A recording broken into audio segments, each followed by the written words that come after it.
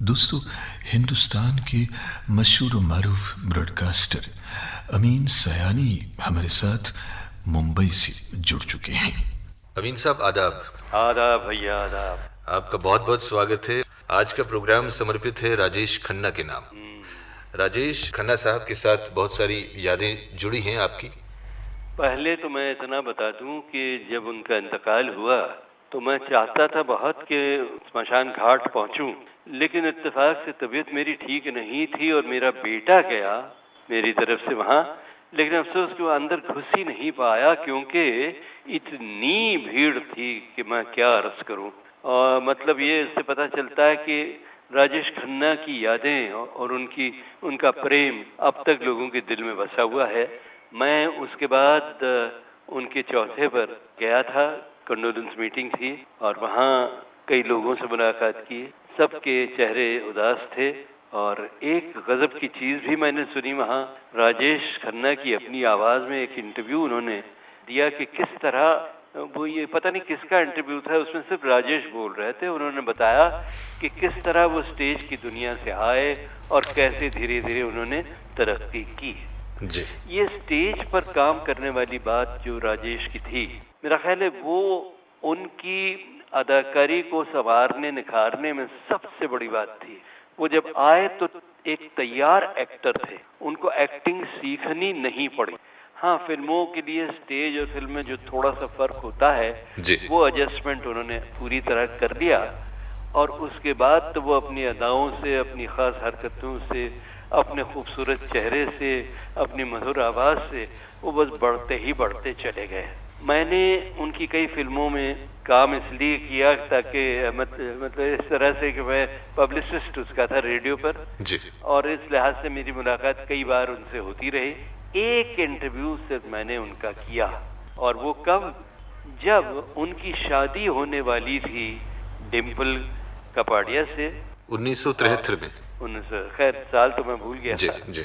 और शादी से करीब 4 रोज पहले मैं अपना टेप रिकॉर्डर लेकर उनके घर पहुंच गया और उनसे खूब बातें हुई और उन्होंने कहा मुझे कि जब मैंने पूछा कि शादी के बाद क्या डिम्पल काम कराएंगी फिल्मों में, तो कहने लगे नहीं, वो तो बस ये बॉबी आखिरी फिल्म है उनकी और उसके बाद वो कोई काम नहीं करेंगी क्योंकि पत्नी को घर में रहना और पति के साथ रहना ज़्यादा अच्छा रहता है।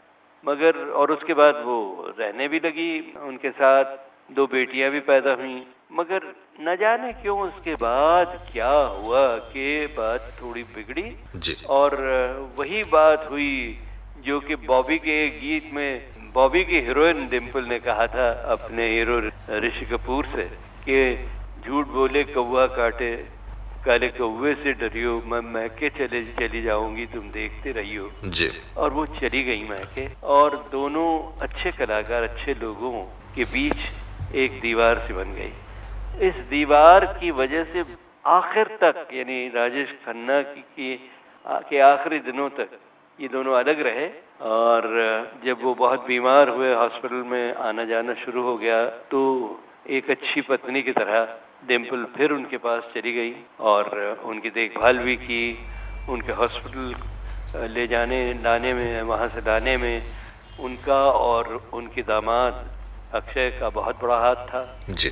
और इस तरह से मामला चलता रहा कि आखिर सांस रुक गई और एक बहुत बड़ा कलाकार जो था वो ख़त्म हो गया। अमीन साहब, जिन दिनों आप सिलोन में थे उस वक्त कोई ऐसी कोई याद उनके साथ जुड़ी हुई है? या तो फिल्म पब्लिसिटी के थ्रू रहा या फिर वैसे दोस्ती के जरिए और उनके दोस्तों से दोस्ती के जरिए, मसलन आर.डी. बर्मन बड़े दोस्त थे उनके और किशोर कुमार मेरे भी दोस्त थे भाई की तरह। किशोर कुमार भी। जी, जी।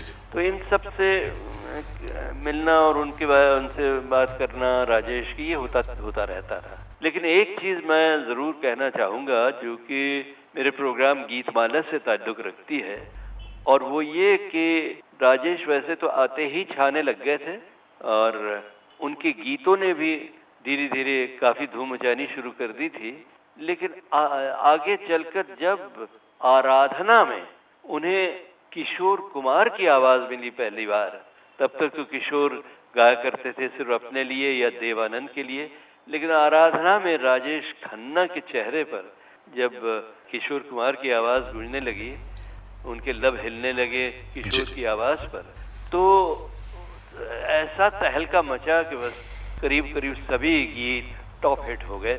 और राजेश खन्ना न सिर्फ अपनी अदाकारी के ज़रिए बल्कि अपने खूबसूरत गीतों के ज़रिए भी लोगों के दिल में और गहरे उतरते चले गए। कहा जाता है कि लड़कियां उनके फोटो से शादी करती थी, ऐसा? बिल्कुल बिल्कुल। और एक बात जो मुझे बहुत अजीब लगी कि कुंवारी लड़कियों के तो वो फेवरेट थे ही, लेकिन बूढ़ी औरतों के यानी अम्मा नानियों का भी ये हाल था कि वो बड़ा प्यार करती थी, ये सब उनको अपना बेटा कहती थी, समझती थी और दुआएं करती थी उनके लिए। और छोटे बच्चे भी खूब मजा लेते थे उनकी अदाकारी का। तो वाकई वो पहले सुपरस्टार बने फिल्मी दुनिया के, यानी उनसे पहले 3 तो थे ही जो धूम मचा रहे थे, दिलीप और राज और देव, लेकिन उनके बाद जो सुपरस्टार कहलाए गए वो यही थे। अमीन साहब, आखिरी दिनों में कभी आपके साथ बातचीत करने का मौका मिला? नहीं, मेरा तो ताल्लुक काफी वर्षों से बिल्कुल ही नहीं रहा था, बल्कि मेरा ही क्यों किसी का भी ताल्लुक नहीं रहा था उनसे।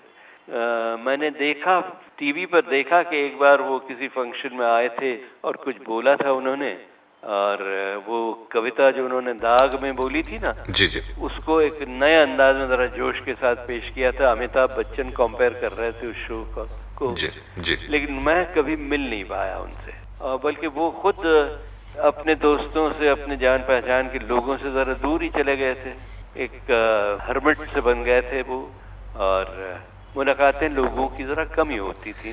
बीमार भी रहते थे, उनका चेहरा आपने देखा ही होगा, दाढ़ी तो थी और गोया दाढ़ी छुपा रही थी उनके चेहरे का मुरझाना। तो बहुत बहुत बीमार, बहुत बूढ़े से लगने लगे थे वो। ये भी उन दिनों कहावत थी कि ऊपर आका और नीचे काका। ये मैंने नहीं सुना, लेकिन ये सही है कि सब उन्हें काका कहते थे। मैंने उन्हें काका नहीं कहा कभी, क्योंकि वो थे मुझसे जरा छोटे जी। तो मैं राजेश जी कहा करता था उनको। अमीन साहब, किसी गाने के जरिए आप उनको याद करेंगे हमारे इस कार्यक्रम के लिए? जिंदगी का सफर है ये ऐसा सफर, कोई जाना नहीं कोई समझा नहीं, बहुत दिल को छू लेने वाला गाना था ये, और मेरा ख्याल है उन्हें की याद में ये गाना जरूर बजाना चाहिए। जी, आपका बहुत बहुत शुक्रिया। आप मुंबई से हमारे साथ जुड़ गए इस कार्यक्रम के लिए, आपका बहुत बहुत शुक्रिया। अमीन साहब, आपका बहुत बहुत शुक्रिया।